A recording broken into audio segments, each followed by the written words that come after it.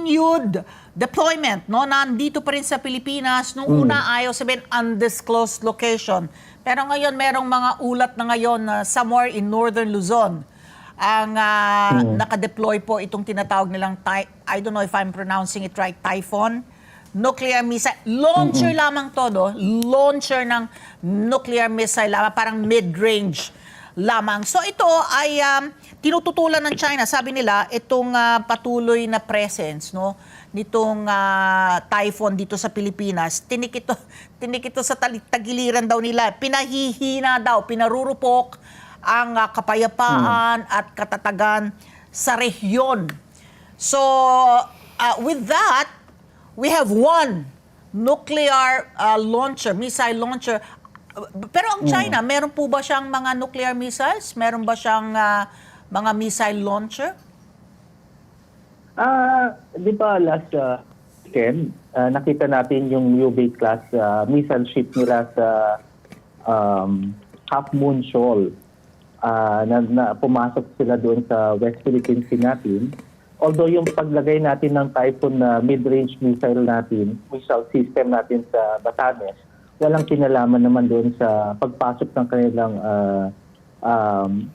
missile ship na yun. Natatandaan din natin last week, medyo naglabas ng mabigat na statement si China na ang Pilipinas daw nakikipag-arms race. Pag sinabi kasi nating arms race, halos pagkasing tulad yung dalawang bansa sa defense capability nila. No, alam natin asymmetrical yung defense capability natin. Kasi syempre, compared to China, napakalakas nila sa atin, no? Yes. At sa napakarami ng kanilang mga armas. Yung deployment of the Typhoon mid-range system natin, it's an internal affair of the Philippines to boost its own defense capability. No, it's a deterrence movement, kumbaga.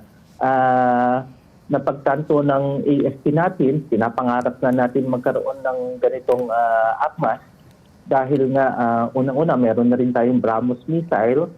So maganda rin na meron tayong mga ganitong klaseng advanced weapon system na sinasabi natin. So it's up to us to acquire and hopefully become a wish list, no? Kasi hindi pa natin nabibili itong Typhoon mid-range missile system na ito, no?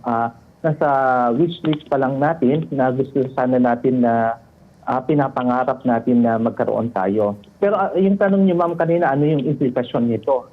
Definitely, kasi matagal ng issue yung yung EDCA sites dun sa norte. Right. Pero hanggang Cagayan lang umabot.